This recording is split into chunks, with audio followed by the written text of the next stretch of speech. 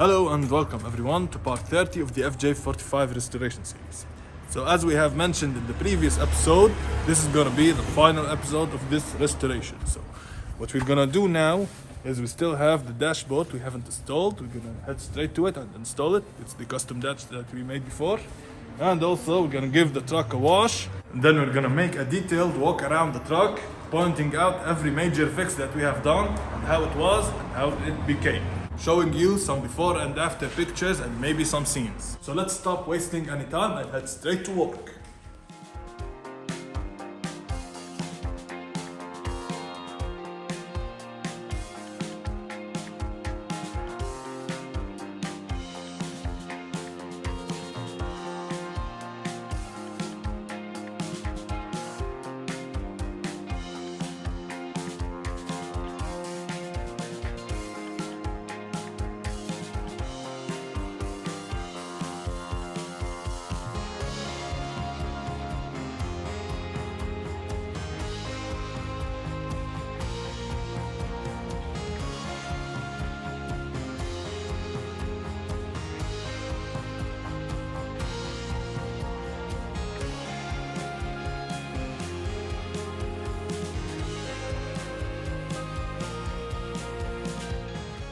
Okay guys, so as you saw, we gave the truck a quick wash.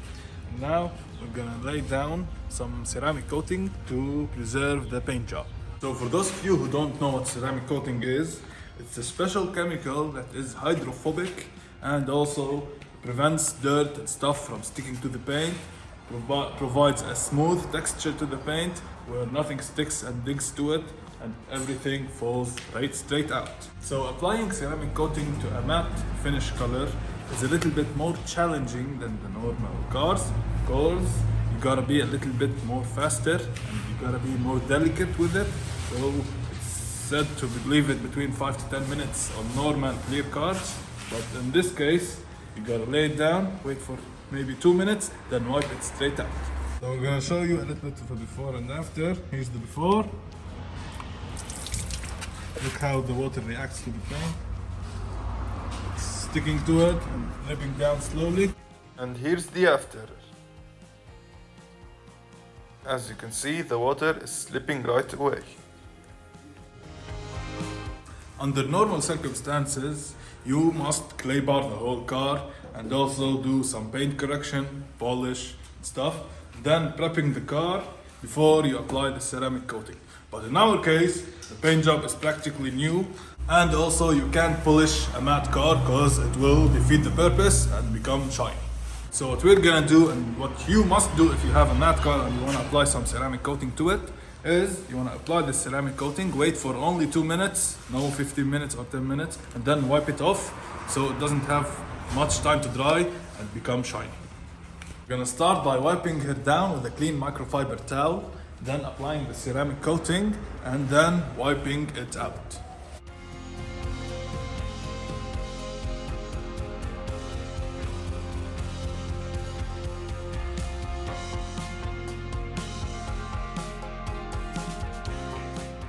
So here we have it. We're gonna open the box, see what's inside. Here's the foam applicator pad, and we got a microfiber and also the bottle itself. So what you do is you wrap this piece around here, drop a couple of drops of this stuff on here, make it wet, and then wipe it off.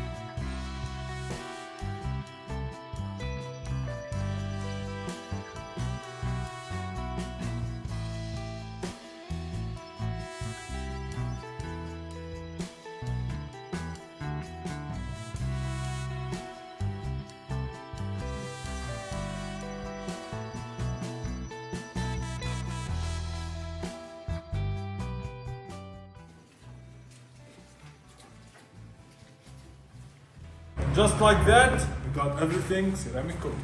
So we're gonna catch you a couple of hours later when it's fully cured to test it out. Here we are a couple of hours later, testing on the same area before.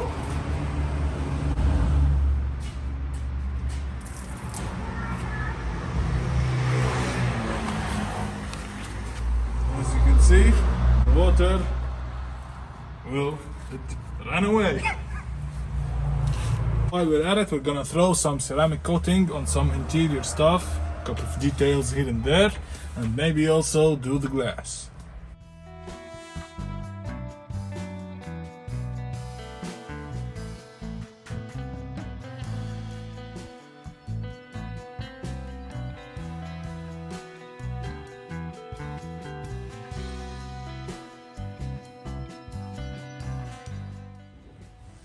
Okay guys, so would you look at that?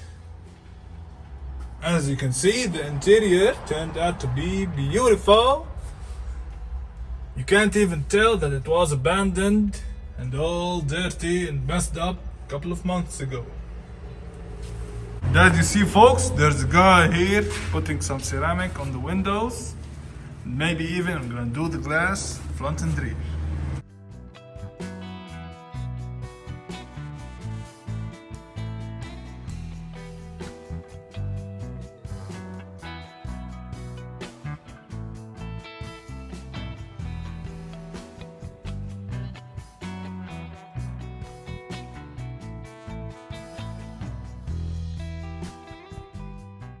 Okay guys, so as you saw, we finished laying down 2 bottles of ceramic coating on the whole truck, inside and out. We did the whole outside body of the truck. We did also the weather stripping around the windshields and stuff on front and rear. We also did a lot of trims in the inside. We made an over the glass too to protect it from water and also so it don't fog from the inside too. We also did the steering wheel and a lot of plastics on the inside. And also, to add over that, we applied a little bit on the lens of the camera here. The outer protector lens, not the main lens. Anyway, you can see clearer and I'll be shinier because of that. And now we're gonna crank this puppy up, take her to the original location where we got it restored. We're gonna talk about every phase of the restoration and everything we have done to transform it from this to this. Now we're gonna keep you with a short road trip from here to there and catch you when we arrive.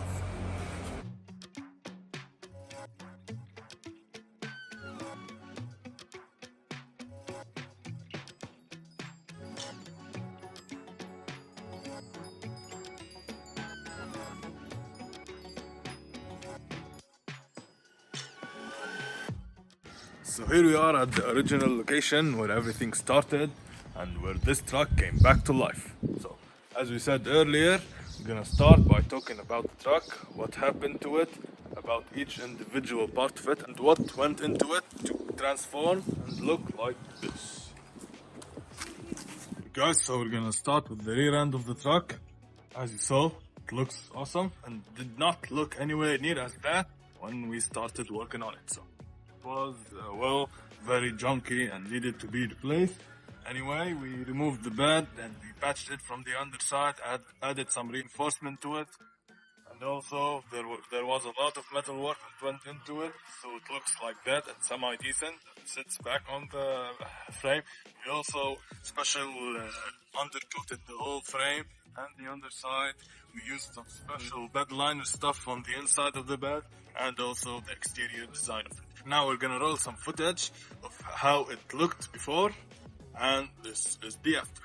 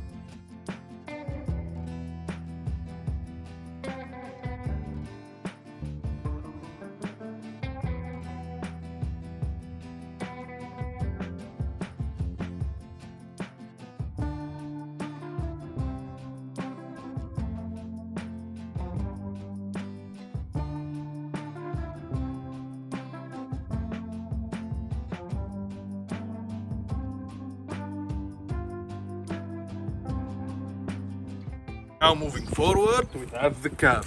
What have we worked on the cab? Or let's say in better words, what have not been worked on in the cab. The whole cab was refurbished. First of all, let's talk about the roof of the cab. The roof is removable, as you can see right now, and as you saw in the previous videos. The roof was welded on to the cab with rust and a lot of bondo. So every bolt that bolts the roof to the cab was well rusted to hell and was stuck.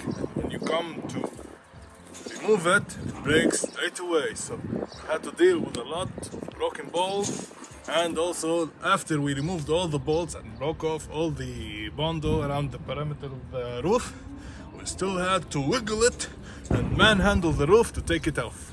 And then we revealed the side rails of the roof that were rotten and not existing. All we had is some rust that, well, said that some metal was here, so we had to pretend that we know what this roof looks like and refabricate a whole rail for both sides.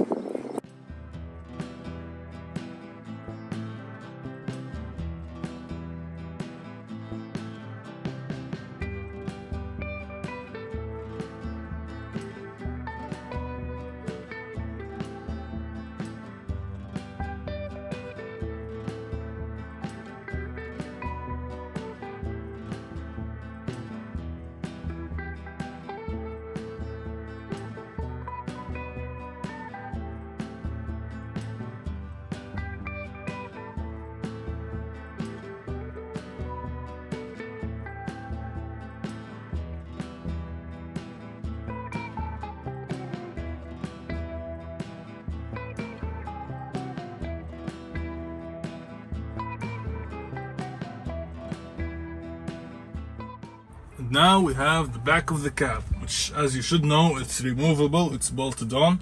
But in our case, when we got the truck, it was not bolted on. The whole outer side of the cab was welded together with real welds and also with a lot of bondo. Then we did not know where the bolts were. We started to look around and we haven't found any bolts until we started digging. So we dug about through maybe an inch of old body filler and bondo, and we revealed the missing bolts that were buried under it that hold the back of the cab to the cab itself.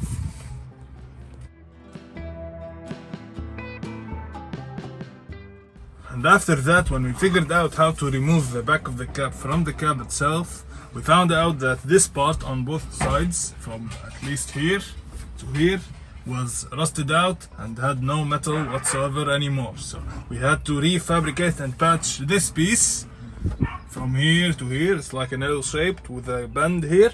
It was a nightmare, but we got through it. And also we cleaned the rest of the metal that was savable, and then we treated it all with some epoxy sealer and rust preventative coatings.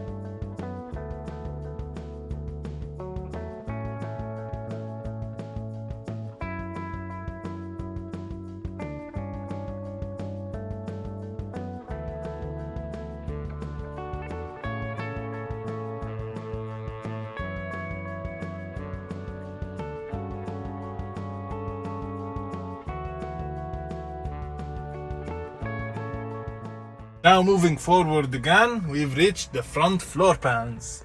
As you can remember, we've cut this rotten floor pan out and we replaced it with a new piece along with the rocker panel here from the inside. It was all dealt with professionally. And here we have some special upholstery seats that were OEM, just got recovered, and some door cards on the way, along with the best looking dashboard on any FJ45? Well, because we fabricated it ourselves. And don't forget the ceramic coating layer that we laid on all the interior stuff, which popped out the steering wheel here, which turned from this to this. We also done a lot of electrical work on the truck. Like example, we got 2 clusters that were semi-functional on each end. We merged them into one fully functional one. We got a lot of switches from the junkyard, like the wiper motor, the washer fluid motor, and also hazards and headlights. And now moving on to the front end. As you can see, the front end looks gorgeous on this truck. Probably, most arguably, is the best looking FJ45 in OEM spec on the whole face of the earth. Along the way, we've rebuilt the front differential on the truck, we replaced axle shafts, and also we installed a new drive shaft. There's a lot of details that we can't cover in one video because, well, it took us 8 months to restore this truck from the ground up. So there's a lot of stuff that we've made that we can't say and, well, can't even remember.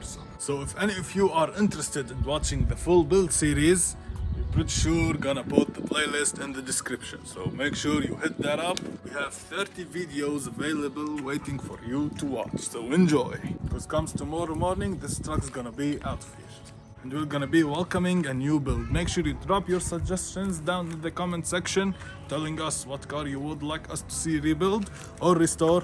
We've done both and we will do it once again.